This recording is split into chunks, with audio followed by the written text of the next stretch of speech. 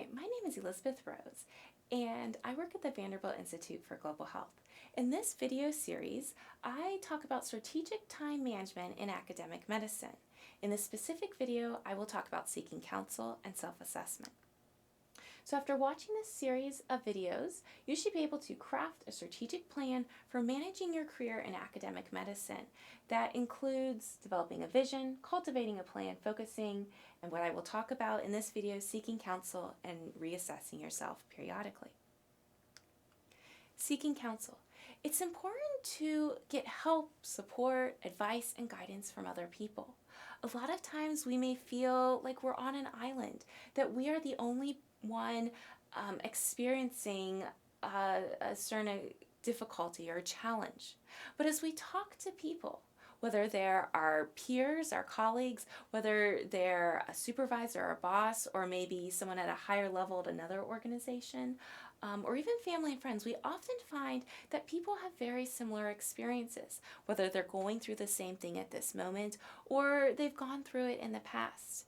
And their counsel can help provide you ideas about ways to move through those challenges that you have.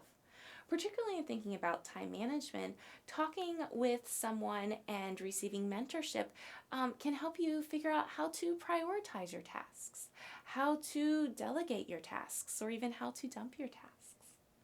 So think about, who do you seek counsel from? Or who could you seek counsel from? Who could you find mentorship in? And what steps do you need to take to begin to engage with them? Do you need to schedule time to talk with them? Do you need to go meet them out to eat or to go for a walk with them? What is it that you need to do to start bringing people in and to start talking with others about your work? And then periodically reassess yourself. It's important to pause every now and then, whether some people do it at the end of their day, at the end of their week, the end of the month, maybe the end of the quarter, and to reassess. Look at what has happened over that time, your achievements and what you've learned and how you've changed and grown. So some specific things to think about as you periodically reassess.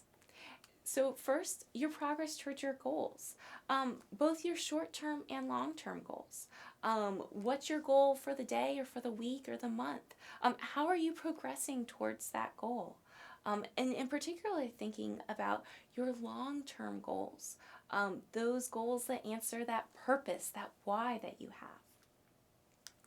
It's also important to look at the achievements that you have accomplished over the past time block. And those achievements might be official recognitions, awards, certificates, but they might also be smaller achievements. How have you moved your team forward? How have you improved relationships with a colleague or with patients?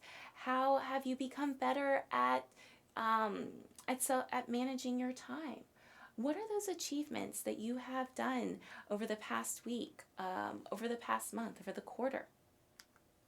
And look at the lessons that you've learned within that. Looking with those achievements, those successes, what have you learned through those? What do you want to take with those successes and apply to the future to continue to work on that? You know, a lot of us think about the challenges that we've overcome and focus on that. And it's important to focus on those challenges and ways that we can overcome them the next time that challenge comes along, the way that we can plan and be proactive. But it's also important to leverage those successes. So think about the lessons that you've learned in that time period. How have you changed? How have you grown? A lot of times we are on autopilot as we go through our work. And we don't often stop to think about and realize that incremental growth that we have. How we are better at a certain skill or a task, or we're better at managing, or we're better at communication.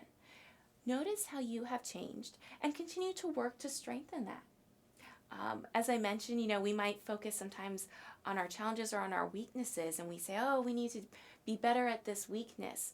But really, we can't be good at everything.